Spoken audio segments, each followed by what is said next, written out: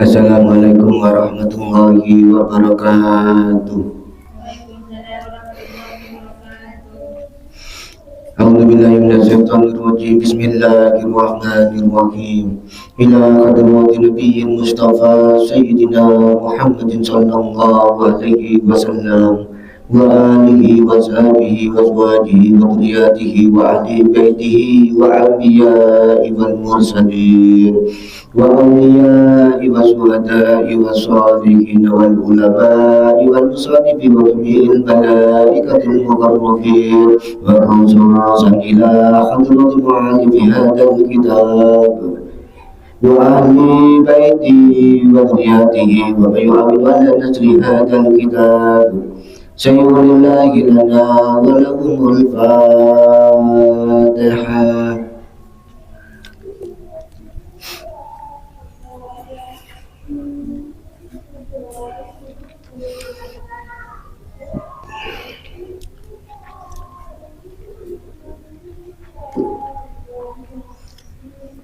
Bismillahirrahmanirrahim. Allahumma sallimna wal muslimin wa bina wal muslimin wa qur'anna wa bil muslimin wa qina wa iyyabahum dana zalibi dunya wad din. Allahumma arzuqna fahman nabiyyin wa hifdzal mursalin wa ilhamal malaikatul mukarrabin bi rahmatika ya arhamar rahimin. Allahumma inni qad istawdatuka ma 'allamtani wa amdud ilayya inda bijiyadihi sallallahu ala sayyidina Muhammadin wa ala alihi wa sahbihi wa sallim. Alhamdulillahi rabbil alamin wassalatu wassalamu ala asrafil anbiya'i wal mursalin sayyidina wa maulana Muhammadin wa ala alihi wa sahbihi ajma'in. Qala musannifu rahimakumullahu ta'ala wa nafa'ana bihi fi ulumihi wa amidana bi asrarihi wa amada alaina min barakati bidaraini amin.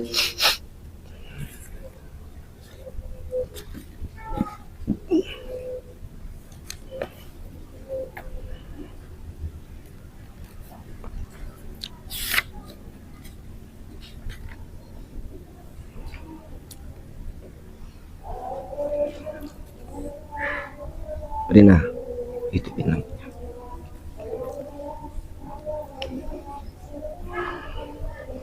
Bismillahirrahmanirrahim.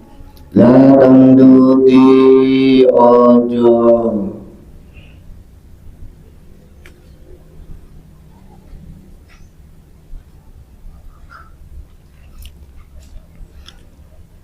La tamdudi ojo dawaki siro ayata ing tangan ila to'ami maring panganan kabala huma ing dalam sadurunge wong tuwa loro wala takun lan ojo ono siro bina imi iku wong kang turu.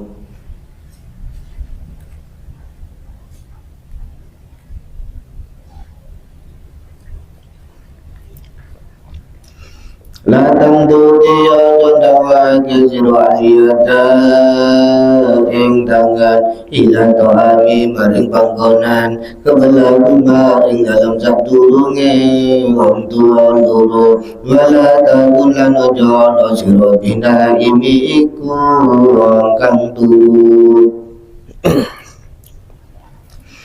Ladang duti ojo dawaake sira aliyada ing tangan ila to'ami maring panggonan kabala bunga ing dalam sadurunge wong tuwa loro wala takun lan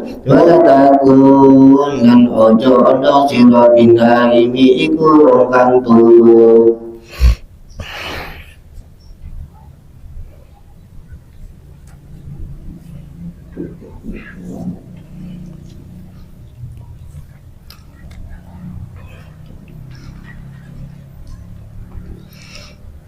Mutajiin lan wong kang liyangen kana kang ana sapa wong tuwa loro bijali saini iku lungguh ngarep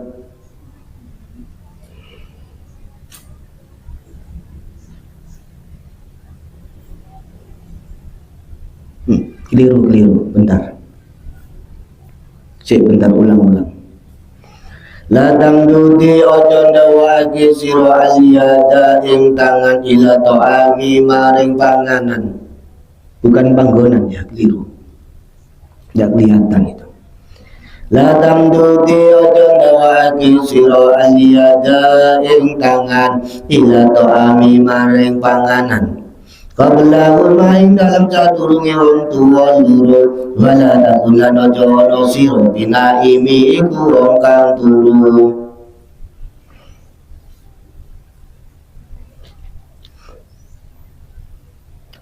Mutadiin lan wong kang lisangen kana kang ono sapa wong tuwa loro bijali saini iku lungguh ngarepne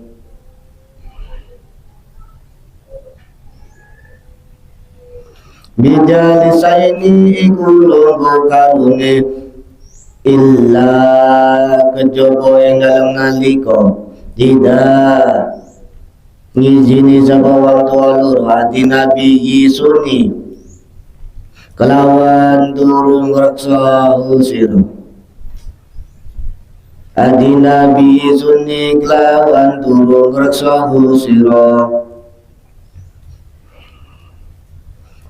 Ladang duda ojo ndawake temen-temen sira dijalaika ing sikil loro sira fi amami ing dalem ngarepe wong tuwa loro.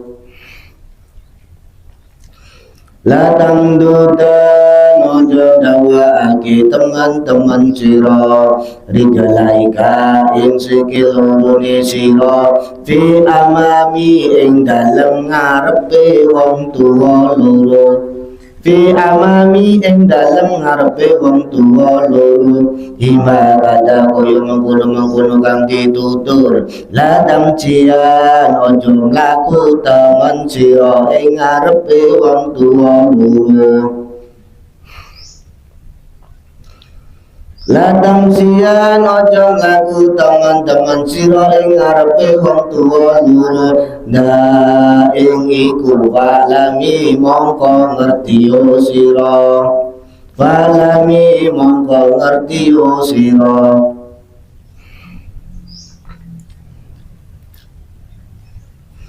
Diulangi lagi biar nutup sampean.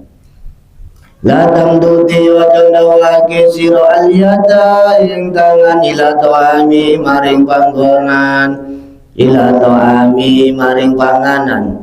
Ladang duti ojo ndawake sira aliyata ing tangan ila to'ami maring panganan kabla maing dalam sadurunge wong tuwa loro wala kanu wala takun lan ojo ono sira binaimi iku wong kang turu mutajiin lan wong kang liyangen kana kang ono sapa wong tuwa loro dijali saini iku lungguh karune illa kajaba ing dalam nalikane ida ngijini sapa wong tuwa lur mati nabi sunni kelawan turu ngreksa sira latang duda nojo dawake teman-teman siro rijalaika ing sikil lurune siro fi amami ing dalam ngarepe wong tuwa loro hima kada kaya mengkono-mengkono kang ditutur latang cian ojo mlaku-mlaku teman siro ing ngarepe wong tuwa loro latang siano jong aku teman-teman siro ing ngarepe wong tuwa loro da ing iku walami mongko ngerti sira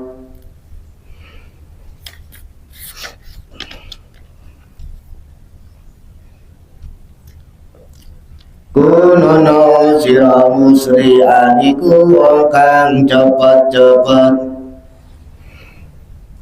kunono sira musri'an iku wong kang cepet-cepet dalbiyatan nidai ing tekani panggonane wong tuwa loro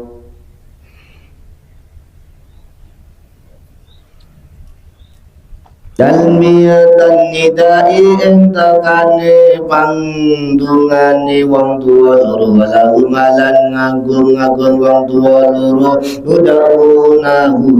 udawanhu dengan teman sira ing Allah udamunahu dunga akan temanu sira ing Allah bidua kelawan dunga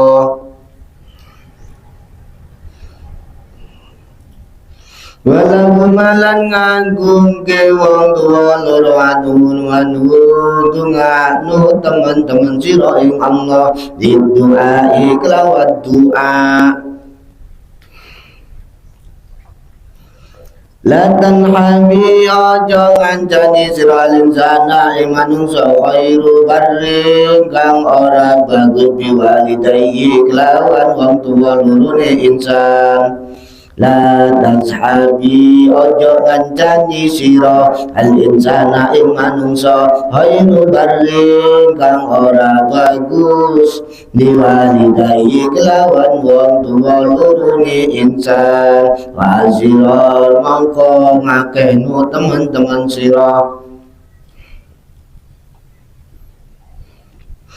bidikri kelawan dikir ing Allah diwalidayhi kelawan wong tuwa lorone ingsan wasilan mongko ngakehnu teman-teman sira dikiri kelawan dikir maring Allah dikiri kelawan dikir maring Allah dikiri kelawan dikir maring Allah Adibu mulang tata krama sira ing anak Adibu mulang tata krama sira ing anak murna umatil atfari awite lemas pira-pira kukuse awit cilik Adibu mulang tata krama sira ing anak mudna umatil atfari awite lamun pira-pira awit cilik halal luzumin ing atase tetepe tata krama adabi wa khairi lan kebagusan halal luzumi adabi ing atase tetepe tata krama wa khairi lan kebagusan Intakian wadiwa teman sira adabahu ing siksane Allah bi'amal lawan piro-piro amal Intakian wadiwa teman-teman sira adabahu ing siksane Allah bi'amal lawan piro-piro amal sholihatin kang bagus biamal kelawan piro-piro amal sholihatin kang bagus waksalan wadiyo siro minal ilahin saking pangeran jalla halimuh agungi Allah Solihatin kang bagus baksan lan wediyo sira minal ilahi saking pangeran jalla halimahu agungi Allah di khasiyatillahi lawan wedi ing Allah bi khasiyatillahi lawan wedi ing Allah bi khasiyatillahi lawan wedi ing Allah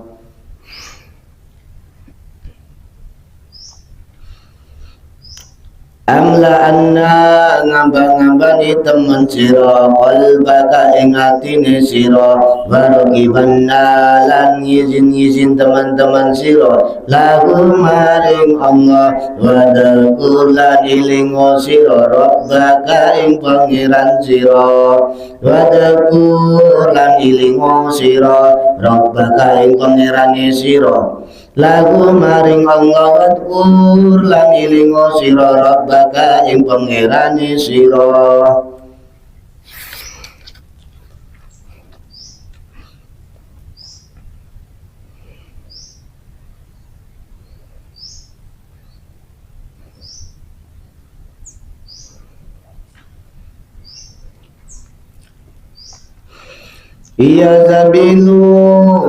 iya utawi takwa sabilu iku dalan iya utawi takwa asabilu iku dalan biniqai asam ing dalam mereksa pira-pira dosa kada iku kaya mengkono-mengkono kang ditutur al mafasidu utawi pira-pira kerusakan asurur lan pira-pira kalanan paham mongko pahamu sira.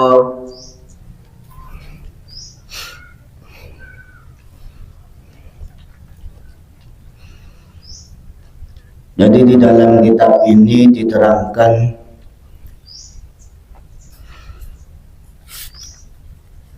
pertama-tama kita harus mengajari seorang anak.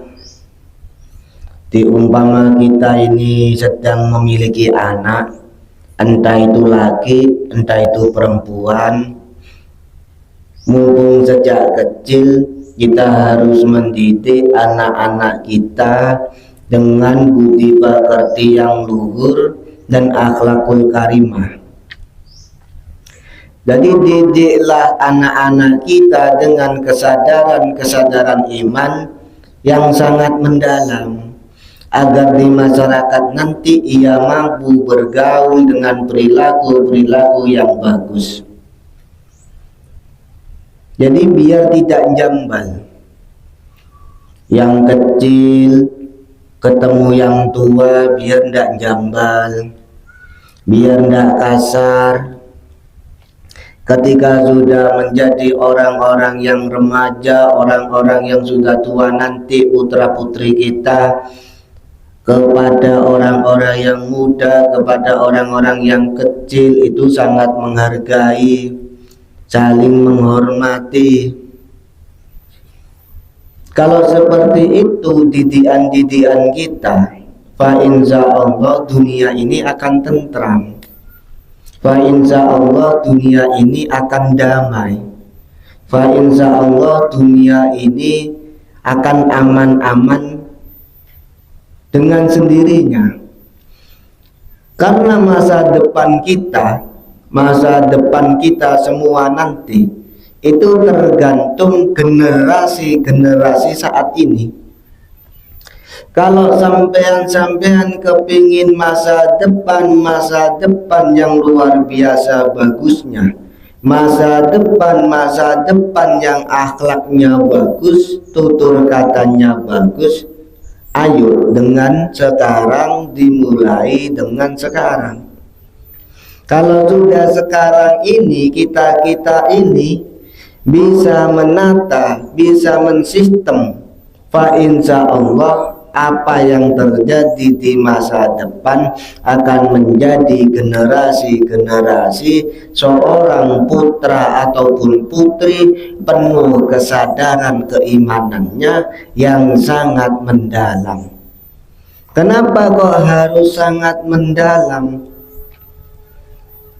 Ketika seorang anak kita mendidik dengan tata cara metode kesadaran imannya, dengan kesadaran keimanannya, kesadaran ketakwaannya, dengan kesadaran beribadahnya, dengan kesadaran kebaikan dia melakukan kebaikannya,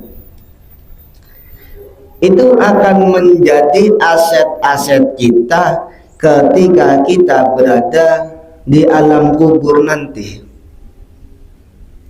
Kita sebagai orang dewasa, sebagai orang tua yang nanti juga kita akan menunggu mati. Ketika kita sudah mati, kita hanya menunggu generasi kita.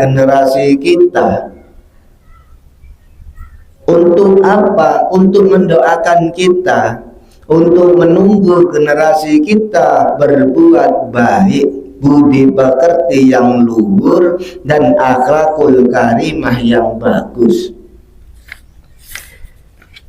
Jadi kita ini kepada seorang anak,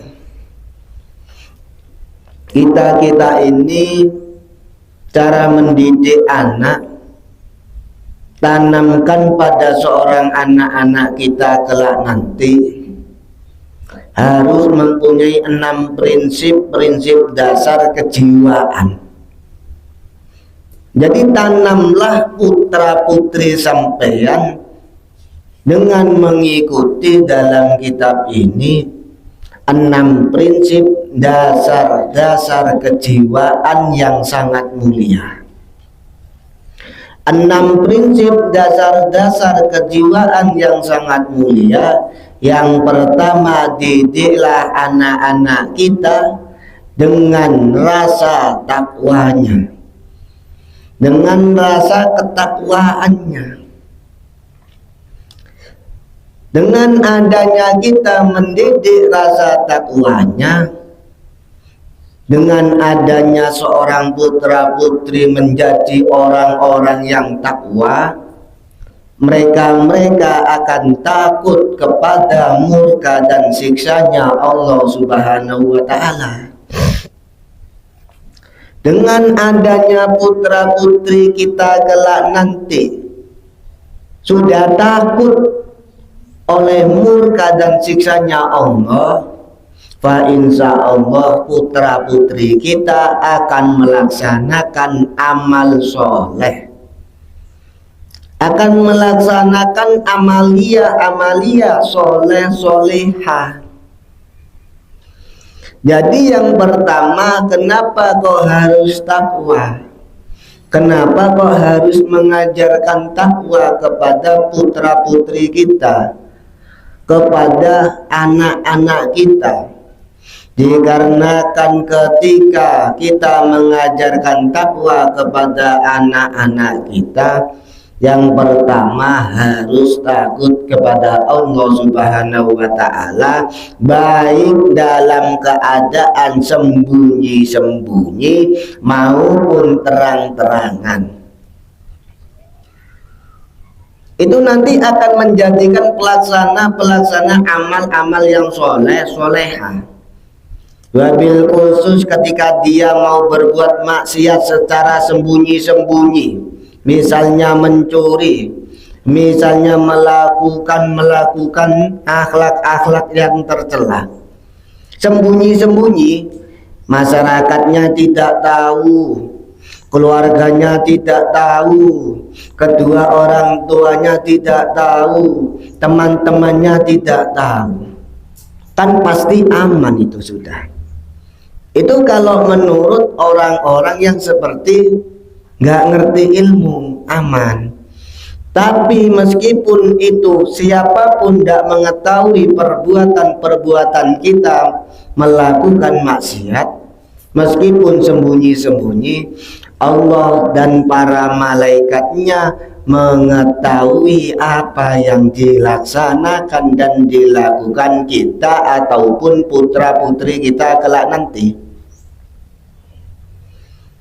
Itu melalui keadaan sembunyi-sembunyi, apalagi melaksanakan perbuatan-perbuatan yang dilarang oleh Allah Subhanahu wa Ta'ala, perbuatan-perbuatan yang penuh kemaksiatan dan penuh kemudorotan dilakukan terang-terangan, itu juga tidak baik juga.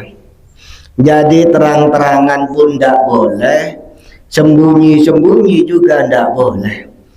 Namanya maksiat tetap maksiat, namanya mudorot tetap menjadi bagian dari mudorot. Jadi ketika dilandasi rasa takwa, fa insya Allah generasi kita nanti akan menjadi generasi-generasi yang takut kepada Allah Subhanahu wa Ta'ala. Kalau sudah takut kepada Allah Subhanahu wa Ta'ala, mau mengerjakan maksiat itu mikir-mikir, mau mengerjakan perbuatan-perbuatan yang jelek itu mikir-mikir, mau mengerjakan suatu buruk apapun itu pasti akan mikir-mikir juga. Dan sampean harus selalu waspada kepada putra-putri sampean, harus sampean ingatkan terus, harus sampean ingatkan terus kepada Allah Subhanahu wa Ta'ala. Sampean punya putra dan punya putri harus selalu dipantau, harus selalu diwaspadai, harus disuruh anak-anak kita selalu ingat kepada Allah Subhanahu wa Ta'ala melalui berzikir. Kenapa harus berzikir? Dengan adanya seorang anak-anak kita didik untuk berzikir kepada Allah Subhanahu wa Ta'ala, agar selalu ingat kepada Allah Subhanahu wa Ta'ala dengan lisan maupun dengan hati, dimanapun kita berada. Itu fa insya Allah dengan adanya kita selalu ingat dengan Allah Subhanahu wa Ta'ala, kita akan dijauhi dari pandangan sifat-sifat yang kemaksiatan. Karena lidahnya itu selalu berzikir. Anda membaca zikir, Anda membaca sholawat, Anda membaca syahidul istighfar, Anda membaca qul huwallahu ahad, Anda membaca subhanallah. Yang terpenting berzikir. Dengan adanya berzikir, hatinya kita akan menjadi hati-hati yang lunak. Hatinya kita akan menjadi hati yang selalu peka. Dengan seperti itu, hati kita akan menjadi hati-hati yang mempunyai perasa yang luar biasa. Kalau hati kita ini sudah peka, sudah perasa, sudah selalu ingat kepada Allah Subhanahu wa Ta'ala, pasti kita akan selalu takut kepada Allah Subhanahu wa Ta'ala. Sampai-sampai juga diceritakan oleh Imam Junaid al-Baghdadi, seorang tasawuf, seorang ulama, seorang wali, saking beliau seringnya membaca zikir kepada Allah Subhanahu wa Ta'ala, jangankan kepada manusia, jangankan kepada hewan, ketika beliau mau berjalan, beliau tidak sengaja menginjak rumput, lalu rumput itu mati, beliau itu langsung menangis. Beliau langsung menangis dikarenakan beliau lagi menginjak rumput tidak sengaja. Ketika murid-muridnya mengetahui kejadian itu, seorang murid bertanya kepada gurunya, "Wahai guruku, kenapa engkau menangis? Kenapa engkau menangis?" Seorang guru mengucapkan, mana mungkin aku tidak menangis wahai muridku, mana mungkin aku tidak bersedih wahai murid-muridku. Sedangkan aku bukan malaikat penyabut nyawa, tapi aku sudah mencabut nyawa tanpa aku sadari. Aku sudah membunuh rumput yang aku injak. Sampai segitunya beliau. Kalau kita suruh jalan, entah itu jalan di pasir, entah itu jalan di tanah, entah itu jalan di rumput, jeleng jeleng jeleng jeleng jeleng, dus gitu. Ini akhlak seorang tasawuf, seorang sufi yang luar biasa. Kita harus mencerminkan beliau-beliau seperti itu. Jadi ketika kita jalan harus melihat ke bawah. Ini apa ada rumput, apa ada tumbuhan, apa ada batu, atau apa ada apa. Umpama kita menginjak rumput, kita tidak tahu jalannya, ya hanya rumput itu yang kita injak. Ya wis pelan-pelan, yang penting menginjak dengan keadaan kelemah lembutan, biar tidak ada pembalasan. Seperti tanah, ketika kita menginjak tanah, kalau kita menginjak tanah di waktu kita hidup sekarang ini, menginjak tanah seenaknya sendiri, kita harus selalu ingat-ingat betul bahwa kita nanti akan meninggal, juga akan dikubur di bawah tanah. Siapapun orang-orang yang sombong di atasnya tanah, siapapun orang-orang yang sombong di atasnya bumi, ketika kita ini wafat, ketika kita ini meninggal dunia, dipanggil oleh Allah Subhanahu wa taala menuju alam kuburnya Allah Subhanahu wa taala, kita akan digapit sama tanah tersebut, akan digapit oleh bumi tersebut. Karena apa? Karena balas dendam.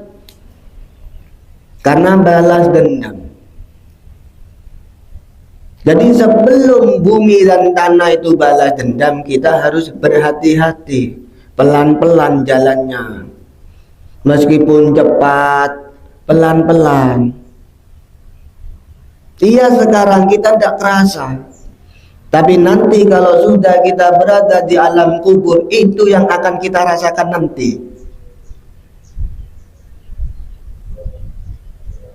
Jadi hidup kita itu gak hanya sekedar di dunia, tapi akan menuju ke alam akhiratnya Allah Subhanahu wa ta'ala.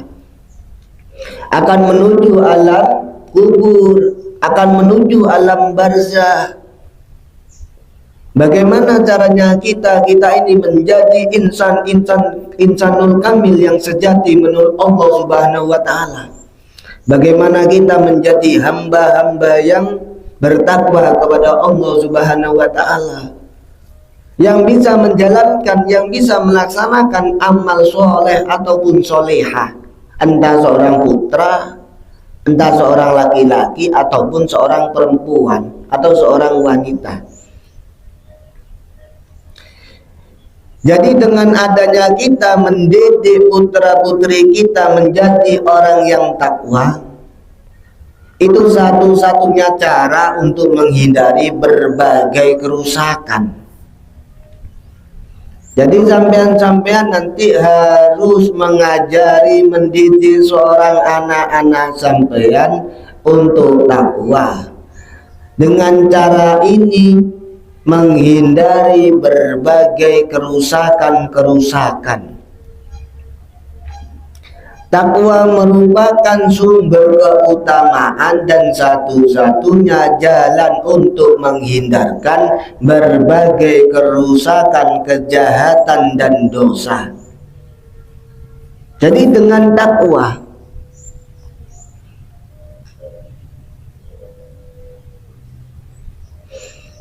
jadi ini di dalam kitab Ihya Ulumuddin karyanya Al-Ghazali juga didawuhkan oleh Al-Imam Muhammad Al-Ghazali di dalam kitab Ihya Ulumuddin. Beliau itu meriwayatkan begini, ada seorang Yunus bin Ubaid mempunyai pakaian yang berbeda harganya.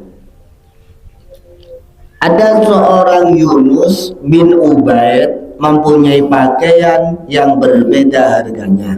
Yang satu harganya 400 dirham dan yang satu lagi 200 dirham. Kemudian beliau pergi menunaikan sholat dengan meninggalkan keponakannya di tokonya. Nah, setelah itu datang seorang badui membeli pakaian yang berharga 400 dirham, tapi keponakannya memberi pakaian yang berharga 200 dirham. Dan kemudian orang itu pergi sambil menjinjingkan pakaian yang baru dia beli. Di tengah jalan seorang Yunus bertemu dengan orang Badui itu dan mengenali pakaian itu. Ia bertanya kepada orang Badui, berapa itu harga pakaian yang kau beli wahai Badui? 400 dirham. Dijawab oleh orang Badui 400 dirham. Padahal orang Badui hanya beli 200 dirham kepada ponakannya Yunus bin Ubaid.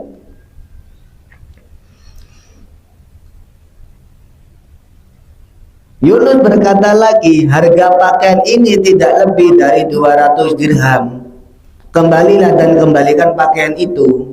Orang Badui itu berkata, di negeriku pakaian-pakaian seperti ini, pakaian ini sama dengan pakaian seharga 500 dirham. Dan aku merelakannya.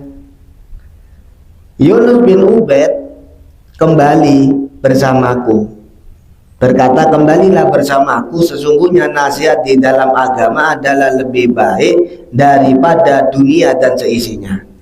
Jadi nasihat-nasihat yang keluar dari ini itu mencerminkan, kembalilah bersamaku, sesungguhnya nasihat-nasihat di dalam agama adalah lebih baik daripada dunia dan seisinya. Kemudian orang Badui itu mengembalikan pakaian itu ke toko tadi. Dan seorang Yunus mengembalikan 200 dirham kepadanya. Lalu seorang Yunus cekcok dan berkelahi dengan keponakannya. Yunus berkata, apakah engkau tidak malu wahai ponakanku? Apakah engkau tidak bertakwa kepada Allah wahai ponakanku? Engkau telah mendapatkan keuntungan dengan harga seperti itu, tetapi engkau telah meninggalkan nasihat buat kaum muslimin. Keponakan Yunus tetap membantah, demi Allah, aku tidak mengambil keuntungan itu kecuali karena yang itu relakan dengannya. Jadi seorang Yunus itu berkata, mengapa engkau tidak merelakan baginya apa-apa yang engkau relakan bagi dirimu? Jadi seperti ini nih,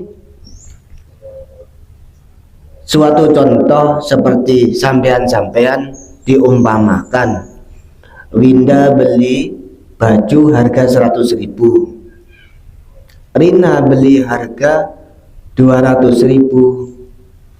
Aisyah sama Bia matur ke Rina, Rina bajunya harga berapa? Bawa sampean dah 300.000. Lah Bia datang ke Winda, Win, harganya sampean berapa? 100.000. Bia ambil baju di Winda harga 100.000, Aisyah ambil baju di Rina harga 300.000.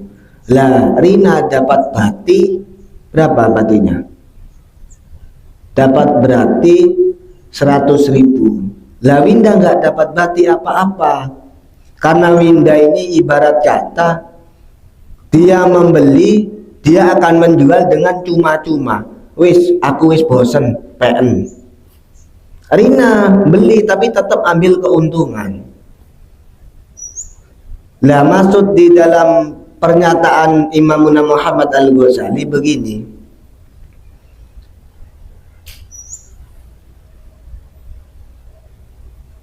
Winda kenapa tidak ambil bati?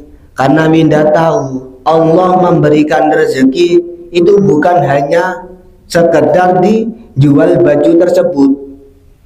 Jadi Winda lebih memahami Allah memberikan rezeki bukan hanya sekedar masalah dia jual baju aja. Nah, tapi seorang Rina takutnya apa? Kesempatan tidak akan datang kedua kalinya kalau sampai Aisyah ini mau membeli bajunya Rina meskipun harganya 300.000. Nggak mungkin Tika ini membeli bajunya Rina seharga 300, sedangkan Tika sudah tahu kalau itu harganya hanya 200.000. Katanya Tika, enggak saya enggak mau beli, wong itu harga 200 kok dijual ke saya harga 300. Sedangkan Aisyah saking penginnya bajunya Rina itu bagus, mau dibeli dikasihkan sama Rina, tapi langsung dibuat 300.000 wis kayak nogo mulih. Rina seneng, alhamdulillah dapat rezeki nomplok. Nggak terduga-duga bajuku yang bekas hanya 200 kok dibeli 300. Ya itu seperti itu, cerita ini hanya cerita seperti itu. Jadi kita ini diumpamakan rugi, ya belum tentu rugi. Dibilang untung juga belum tentu untung, karena semua rezeki Allah sendiri yang ngatur. Jadi ini cerminan-cerminan dari Imam Muhammad Al-Ghazali. Ya seperti itu. Dan sampean juga harus mengajarkan 6 prinsip dasar kejiwaan yang mulia kepada anak-anak kita. Yang pertama al-ukhuwah.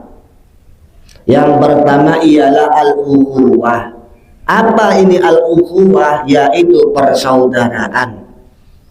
Ajarilah anak-anak sampean tentang persaudaraan dalam ikatan kejiwaan. Kenapa kok harus kejiwaan? Kejiwaan ini kan yang sangat mendalam. Tafsiran rasa jiwa itu sudah mendalam, bagaikan botol ketemu tutup, tidak bisa diwolak-walik ini. Makanya sampean kalau sudah mondok di sini jangan sampai berantem atau berkelahi. Ini sudah termasuk al-ukhuwah. Persaudaraan adalah ikatan-ikatan kejiwaan yang akan menimbulkan rasa kasih sayang yang sangat mendalam, rasa kecintaan yang sangat mendalam, dan rasa penghormatan yang sangat mendalam terhadap setiap orang yang seakidah Islam, seiman dan setakwa. Apalagi kita ini sama Islamnya, imannya sama, takwahnya sama. Berarti al-ukhuwah yaitu persaudaraan jangan sampai diputus. Jadi kalau sudah menggambarkan persaudaraan al-ukhuwah, ya ikatan kejiwaan. Ikatan kejiwaan. Lah umpama sampean ini umpama berantem dengan temannya, jangan ikutin orang-orang yang lebih sepuh. Kalau sampean berantem, entah itu Rina berantem sama Tika, entah dia berantem sama Winda, entah Winda berantem sama Aisyah, jangan ikuti tarbiyahnya orang sepuh. Berantem ikutin anak kecil. Sudah berantem kembali lagi, berantem lagi kembali lagi, berantem lagi kembali lagi. Itu anak kecil. Berantemnya ya seperti itu. Pagi berantem, siang lu wis balik lagi, wis enakan lagi, baikan lagi, sudah bersaudaraan lagi. Jangan ikutin prinsipnya orang sepuh, harga dirilah, nggak enak lah. Jangan ikutin orang-orang yang sepuh. Jadi kalau berantem, ya berantem, tapi harus cepat balik. Itu namanya Allah itu sedang menguji kita. Tidak hanya sekedar sampean diuji, semuanya juga diuji. Terkadang berantem begini, kadang berantem begini, itu nikmatin. Itu seperti halnya Allah itu senang bermain-main dengan hambanya. Tapi harus dilandasi al-ukhuwah. Tanamkan persaudaraan, ikatan-ikatan kejiwaan. Meskipun umpama sampean sama temannya berantem, lebih baik sampean yang ngalah salah satunya. Itu lebih baik karena penghormatan terhadap setiap orang-orang yang sesama Islamnya dan seiman dan setakwanya. Jadi kita menganggap pandangan-pandangan di dalam kitab ini ialah siapapun orang-orang mukmin dengan orang-orang mukmin adalah bersaudara. Meskipun kita tidak punya ikatan saudara darah daging, tapi kalau kita sudah menganggap orang mukmin dengan orang mukmin ialah saudara kita. Innamal mu'minuna ikhwatun. Innama angking pemestine al mu'minuna utawi wong mukmin ikhwatun iku seduluran. Ikhwatun iku seduluran. Sanasadun bakal ngotaati ingsun hodaka ing bawu sira bi akika kelawan sedulurane sira. Kami ini akan membantumu dengan saudara-saudaramu. Jadi dan ingat, kita harus selalu selalu nikmat kepada Allah Subhanahu wa taala, dan ingatlah akan nikmat Allah kepada kita semua. Ketika kita ini di zaman dulu, itu zaman masa jahiliyah, ada bermusuh-musuhan, maka Allah itu menjinakkan antara hatinya. Setiap orang akan menjadikan hatinya kita. Karena nikmatnya Allah Subhanahu wa taala, orang-orang itu pasti akan dikembalikan lagi oleh Allah Subhanahu wa taala bersaudaraan.